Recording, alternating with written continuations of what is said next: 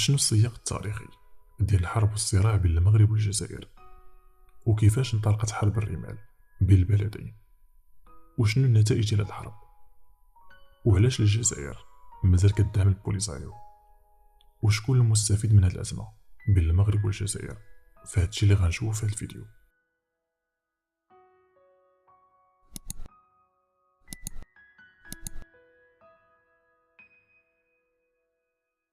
المتامل في المصادر التاريخيه غيعرف ان السبب في كل نزاع حالي هو الاستعمار، وخاصه الاستعمار الفرنسي بدرجه اولى والاستعمار الاسباني بدرجه ثانيه.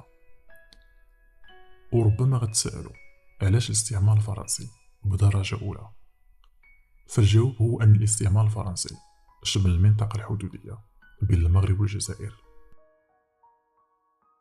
في سنه 1900 غيتم توقيع اتفاق بين فرنسا واسبانيا. هذا الاتفاق اللي جا في سياق انهم يديروا حدود للممتلكات ديالهم في افريقيا، وكان المغرب من البلدان اللي تم تقسيمها بين فرنسا واسبانيا. وكانت هذه المعاهده فيها اعتراف بسياده المغرب على منطقه تندوف وسوس حتى الوادي الذهب. وفي سنه 1906 غيتعقد مؤتمر اللي تسمى مؤتمر الجزيره الخضراء، واللي حضروا ليه الدول الكبرى، وتم فيه التفاهم على اقتسام المغرب بين فرنسا وإسبانيا. وفي سنة 1912 غيوقع السلطان مولاي عبد الحفيظ على معاهدة الحماية الفرنسية للمغرب، وهنا غتجتمع فرنسا مع إسبانيا من أجل تنفيذ الاتفاقات السابقة، بحيث أن إسبانيا بسطت السيطرة ديالها على المنطقة الشمالية والمنطقة الصحراوية في الجنوب. وهادشي طبعا غيؤدي لانتفاضات ومقاومة للاحتلال الفرنسي والإسباني. وكانت هاد المقاومة على مرحلتين. المرحلة الأولى اللي بدات من سنة 1913 لسنة 1934، وتعرفت هاد المرحلة بمرحلة المقاومة المسلحة.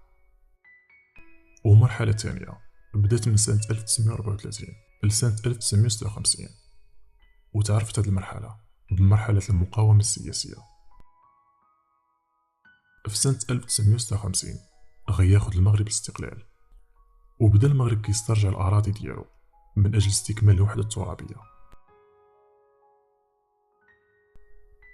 أما في الجانب المقابل، الجزائر كانت مازال تحت الاحتلال الفرنسي، واللي كان باسط السيطرة ديالو بشكل كبير، وكان كيعتبر الجزائر جزء من فرنسا بالرغم من التباعد الجغرافي. وكان الهدف هو تذويب الجزائر في الكيان الفرنسي بشكل قانوني من بعد ما صدر قانون سنة 1834 اللي اعتبر الجزائر أرض فرنسية. وفي سنة 1912 غتصدر فرنسا قانون التجنيد الإجباري على الجزائريين في الجيش الفرنسي باعتبارهم رعاية فرنسيين. الاحتلال الفرنسي للجزائر كان أكثر دموية، والجرائم اللي ترتكبت في حق الجزائريين أكثر من المشاهد الدموية اللي كنشوفو دابا في حق الشعب الفلسطيني. وهادشي اللي أكدو الجنرال مونطانياك في بعض الروايات ديالو، ومنها الرواية اللي قال فيها: لقد محى الجنرال لاموريسيير من الوجود 25 قرية في خرجة واحدة. إنه عمل أكثر انعدام للإنسانية. إن الجنرال لاموريسيير يهاجم العرب ويأخذ منهم كل شيء، نساء وأطفال ومواشي، ويختطف النساء ويحتفظ ببعضهن رهائن، والبعض يستبدلهن بالخيول، والباقي تباع في المزاد كالحيوانات. أما الجميلات منهن فنصيب للضباط. النساء والأطفال اللاجئون إلى أعشاب كثيفة يسلمون أنفسهم لنا، نقتل ونذبح. صراخ الضحايا يختلط بأصوات الحيوانات التي ترغي وتخور. كل هذا آت من سائر الاتجاهات، إنه الجحيم بعينه. وغيعرف الشعب الجزائري هو كذلك مقاومة مسلحة ومقاومة سياسية، الشيء اللي غيؤدي في النهاية لظهور جبهة التحرير. الجبهة اللي غتدخل في حرب مع فرنسا سنة 1954. المغرب شعب وحكومة في عهد الملك محمد الخامس غدعم الثورة الجزائرية ماديا ومعنويا. وكانت البداية في 15 شتنبر سنة 1956. الملك محمد الخامس غيدير خطاب بمدينة وجدة اتكلم فيه على المعاناة ديال الشعوب المغرب العربي بصفة عامة، ومعاناة الشعب الجزائري بصفة خاصة من سياسة الاحتلال الفرنسي. وأكد في هذا الخطاب أن مستقبل الجزائر كيدخل في إطار وحدة المغرب العربي. السلطات الفرنسية اعتبرت الدعم العلني من محمد الخامس للجزائر استفزاز لفرنسا، حيث فيه مساس سيادة فرنسا على الجزائر، حيث كما قلنا في البداية فرنسا كانت كتعتبر الجزائر جزء من أرضها. وفي 22 أكتوبر سنة 1956 قادة الثورة الجزائرية واللي هم أحمد بن بلة ومحمد خيضر وحسين أيت حمد ومحمد بوضياف ومصطفى الأشرف كانوا على متن طائرة مغربية واللي قلعت من الرباط في اتجاه تونس. أجهزة المخابرات الفرنسية غيغيروا مسار الطائرة وتم اختطاف قادة الثورة الجزائرية. الحكومة المغربية غتستنكر هذا الفعل، واعتبرها الملك محمد الخامس في تصريح له لصحيفة فرانس تيرول بأن هذه العملية عبارة على طعنة أخطر من حادثة التنحية ديالو من العرش. وأكد الملك الدعم ديالو لا مشروط للجزائر. وأملنا أن يعم السلم سائر البشر، وأن يشعر جميع سكان المعمور على السواء بالطمانينة والأمن، بيد أن مما يؤسف له أن هناك أقطارا لا يسود فيها السلم والأمن، ويؤلمنا ألما شديدا أن تجري في أرض جاراتنا الجزائر الشقيقة معارك يتسع نطاقها يوما بعد يوم، وما أشد رغبتنا في أن تباشر مفاوضات بين جميع من يهمهم الأمر لتسوية النزاع القائم تسوية تتفق وميثاق الأمم المتحدة الذي يعترف للشعوب بحق تقرير مصيرها. وليس من العسير على العزائم الصالحة أن تضافر جهودها مصطنعة في ذلك الحكمة وحسن الإدراك لحل هذا المشكل الأليم ولوضع حد لإراقة الدماء. إن أملنا لوطيد أن تصبح منظمتكم ملتقا لجميع شعوب العالم ومجالا للاتصال بعضها ببعض وموئلا للتشاور والحوار.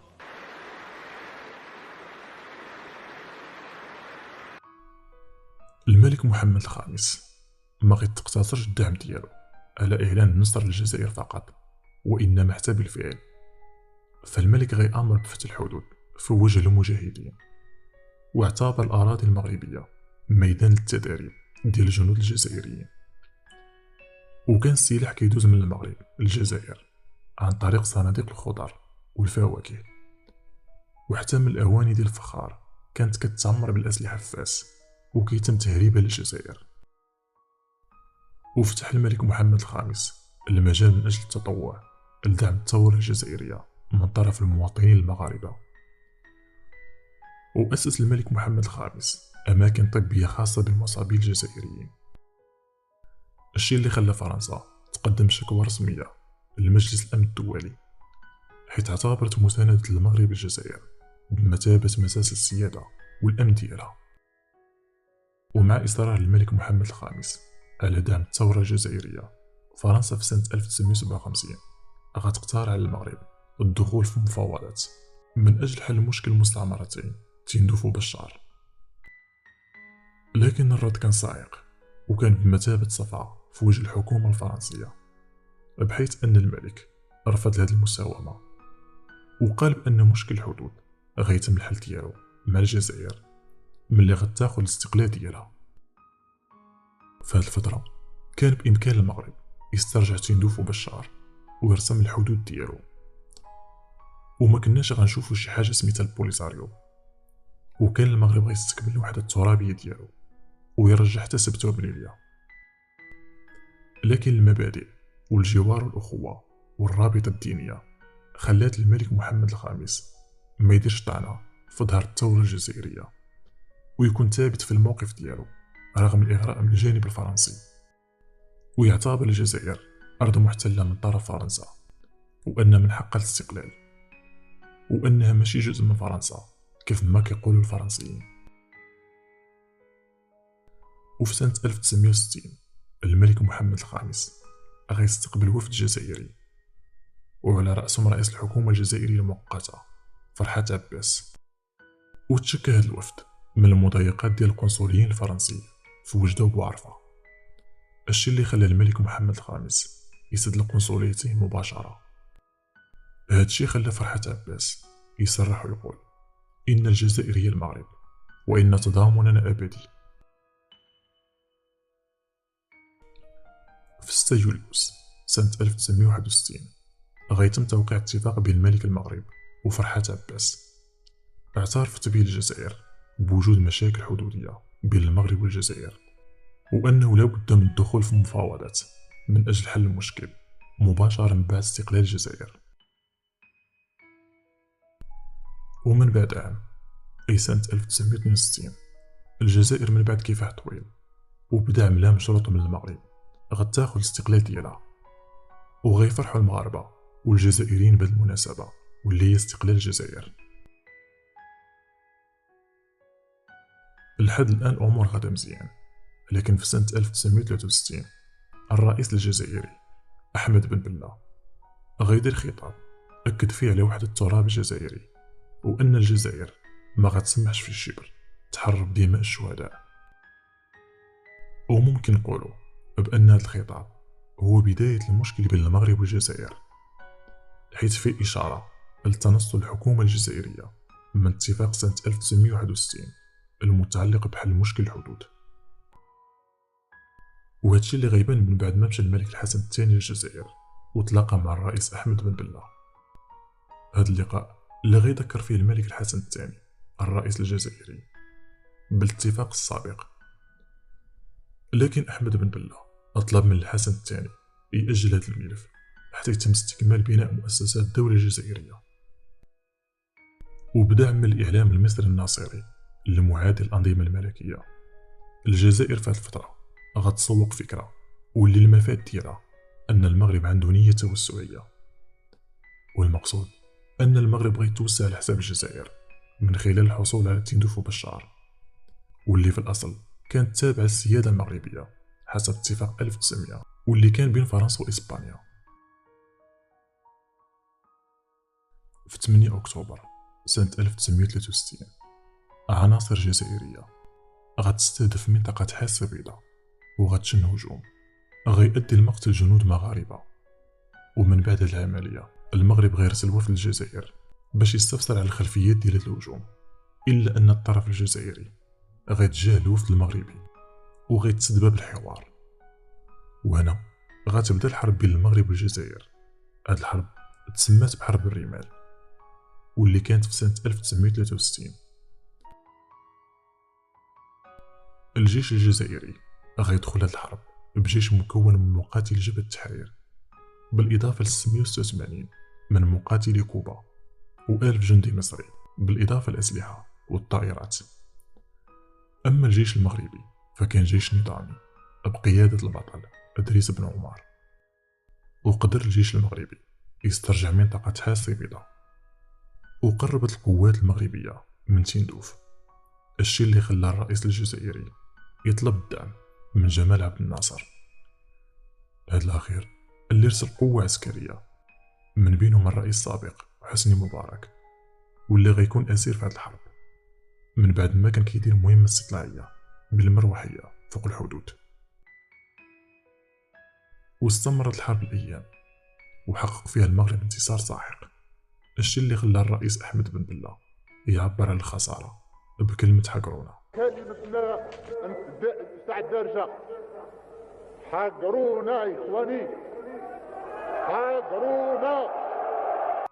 ومن بعد تدخلات ووساطة من جامعة الدول العربية ومنظمة الوحدة الإفريقية غتوقف المعارك في 5 نوفمبر سنة 1963. وطلب الحسن الثاني من الجيش المغربي التراجع اللي رفضه في البداية الجنرال دريس بن عمر، وقال بأنه لا يقبل في المنطق الحربي والتقاليد العسكرية أنه يرجع جيش منتصر كجيش منهزم لمنطلقاته الأولى، وحط البدلة العسكرية ديالو أمام الملك الحسن الثاني كإشارة منه للاستقالة. وهنا الحسن الثاني غيصيح في وجه بن عمر وطلب منه يلبس البدلة العسكرية ديالو ويمتثل الأوامر. وهنا إدريس بن عمر غيتراجع القرار ديالو وغيمتثل الأمر الملكي، ولعل هذه كانت الفرصة الثانية من أجل حل مشكل الحدود. وهنا كيبان الفرق ما بين العقل العسكري اللي كيتجلى في رأي إدريس بن عمر بعدم التراجع، والعقل السياسي اللي كيتجلى في الرأي ديال الملك الحسن الثاني بالتراجع. وهنا نفتح مجال للنقاش بين المتابعين، واش الحسن الثاني دار خطأ ملي استجاب لتدخلات جامعة الدول العربية ومنظمة الوحدة الإفريقية واختار الحل السلمي؟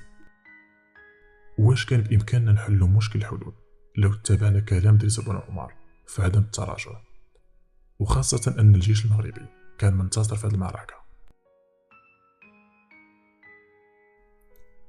هذا الفعل اللي دار الملك الحسن الثاني كان الهدف منه هو التعبير على حسن النية في إعادة مد الجسور بين المغرب والجزائر وإيجاد حل سلمي.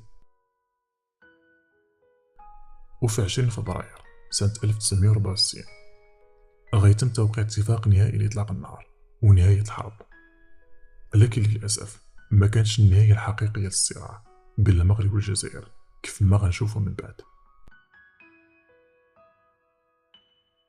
الحل السلمي غيستعمر وغتكون مفاوضات دبلوماسية، وفي سنة 1972 غيتم توقيع معاهدة ترسيم الحدود. المغرب غيعترف بجزائرية تندوف في مقابل التشارك في إنتاج وتسويق مناجم الحديد اللي كاينة في المنطقة، وغتنص المعاهدة على اعتراف الجزائر بمغربية الصحراء الغربية. لكن من بعد سنة، أي سنة 1973، غتأسس جبهة البوليزاريو واللي كانت كتطالب بالاستقلال على المغرب وإنشاء دولة مستقلة. وللأسف مرة أخرى الجزائر غتنصل من اتفاق 1972 وغتدعم جبهة البوليزاريو وغيكون المقر ديالها في تندوف. والمغرب غتدخل في حرب شرسة مع البوليزاريو اللي كانت مدعمة من الجزائر وليبيا بقيادة القذافي. وكانت أول معركة هي معركة أمقالة سنة 1976 بين الجيش المغربي والبوليزاريو إلى جانب الجيش الجزائري اللي شارك حتى هو في هذه المعركة. وعرفت هذه المعركة انتصار الجيش المغربي، وتم أسر أكثر من 240 عسكري جزائري واللي كان من بينهم شنقريحة. هذا الانتصار خلى الجزائر تبقى في الظل قدام البوليزاريو بلا ما تدخل في حرب مباشرة مع المغرب. وهنا نأتي إلى قصة الشعب المحتل وإلى السردية التي هي أنا أعتبرها سردية غالطة. يعني كيف شعب محتل؟ إذا قلنا أنه الجزائر استعمرت أو احتلت من طرف فرنسا، هذا كلام صحيح، لأنك عندك كل معطيات الاحتلال إن صح التعبير، أنك عندك شعب لا ينتمي لك لا عرقيا لا لغويا لا دينيا، يأتيك بالقوة ويحتلك بالقوة. استعمار. لكن كيف استعمار المغاربة للصحراء؟ شو الفرق ما بين الناس اللي يسكنوا في طنطان والناس اللي تسكن في الداخل؟ شو الفرق؟ نفس الشعب. يعني كيف تسحب هذه القصة، قصة الاحتلال، كيف شعب يحتل نفسه؟ ما مش فاهم أنا كيف شعب يحتل نفسه. النظام الجزائري وليس الجزائر مرة أخرى، ليس الشعب الجزائري. يعني لا أعرف هذا، هل استفتي الشعب الجزائري يوم؟ هل طرح عليه الموضوع؟ ما رأيكم فيه سياستنا؟ طبعا لم يستفتى. إذا نتحدث عن خيارات النظام الجزائري، هذا النظام الجزائري اللي يعتبر أنه الآن يواجه مشكلة شرعية مع شعبه، واضح الأمور. إذا خيار النظام الجزائري أنا بالنسبة لي ما الذي حقق؟ يعني هل ال 30 سنة التي صارت فيها هذه المأساة ما الذي تحقق؟ أنا أعطيني ما الذي تحقق. السياسات بالنتائج، أعطيني نتيجتك. ما الذي حققت بالسياسة التي انتهجتها؟ حققت بين ظفرين 4 أشياء. أولا أنك يعني موارد هائلة لا أعرف كان من الامكان ان تذهب الى تنميه الجزائر، ذهبت الى الحرب والكذا والبوليساريو ومش عارف ايش كذا. انك ايضا انهكت شقيقك المغربي في عوض أن هذه الاموال التي هو نفسه صرفها على التسلح كان المفروض ان يصرفها على التنميه الاقتصاديه والاجتماعيه. اذا انهكت نفسك وانهكت اخيك. ماذا حققت لهؤلاء الصحراويين؟ انه منذ 4 عقود وهم يعيشون في المخيمات في تندوف في ميزيريا كبرى وفي كذا، ماذا حققت لهم؟ ثم بالنسبه لي انا كتونسي، انت جيت ومنعت هذا الاتحاد المغاربي اللي انا بامس الحاجه اليه. انا كتونسي بامس الحاجه الى فضاء فيه 100 مليون نسمه حتى استطيع ان اصرف يعني صناعتي. السوق التونسيه لا يمكن ان يعني ان تمكن من قيام صناعه تونسيه، انا بحاجه الى فضاء. ايضا انت منعتني بهذه السياسه انه يصير في اتحاد مغربي بحيث ان العمال التوانسه يمشوا الى ليبيا. انت منعت الاخوه الجزائريين والاخوه المغاربه بانهم وهم شعب واحد من انهم يتلاحموا. انت منعت تكوين هذا الفضاء اللي فيه 100 مليون مغاربي اللي هو ضروره لاقتصادياتنا جميعا وليس فقط الاقتصاد التونسي. تمام. وهذا بالتجربه. في 2012 انا كنت رئيس الجمهوريه، دعوت الاخوه قلت لهم تعالوا نحكوا، فقالوا الجزائريين قالوا لا سبيل اليه، رفضوا. المغاربه قبلوا، الليبيين قبلوا، الموريتانيين قبلوا، الجزائريين. مغربيه الصحراء هذا شيء لا جدال فيه، ولكن كنا ننتظر من كولومبو أن يعرف الناس مع من حشرنا الله في الجوار. كنا نريد أن يعرف الناس النوايا الحقيقية لمن هم يساكنوننا ويجاوروننا، ولله الحمد سبحانه وتعالى انكشف الغطاء.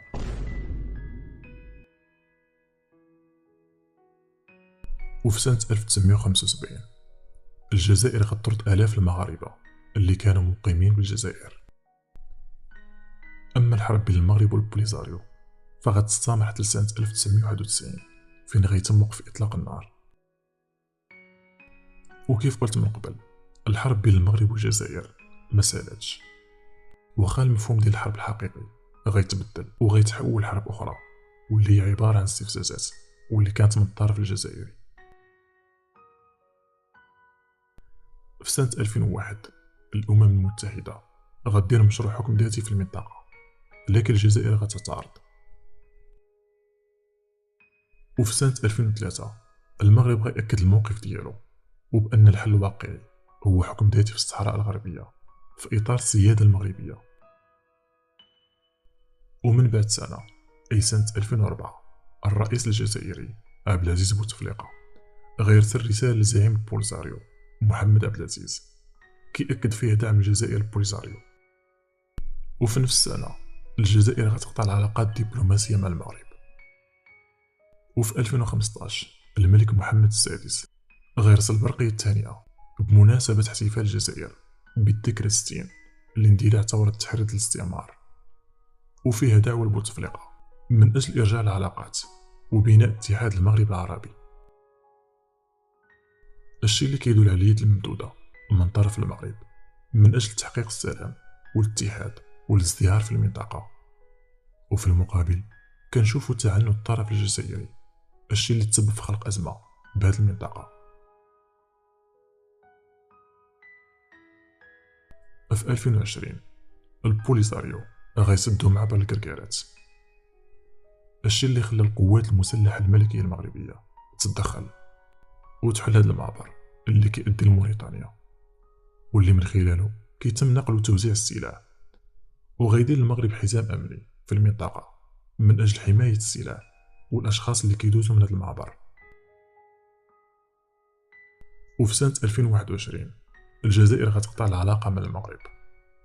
وفي 31 أكتوبر من نفس السنة الرئيس الجزائري عبد المجيد تبون غيعلن على عدم تسجيل عقد استغلال خط أنابيب الغاز. وفي 26 شتنبر سنة 2024 بيان لوزارة الخارجية الجزائرية فيه قرار الجزائر فرض تأشيرة دخول أراضيها على المواطنين الحاملين جواز سفر مغربي. ومازال حدود الساعة الأزمة مستمرة، واللي كنتمناو تحل عما قريب ويسود الأمن والتعاون بين الطرفين ويكون بناء اتحاد المغرب العربي. ونخلي لكم هذا السؤال في نهاية الفيديو: شكون المستفيد من هذه الأزمة بين المغرب والجزائر؟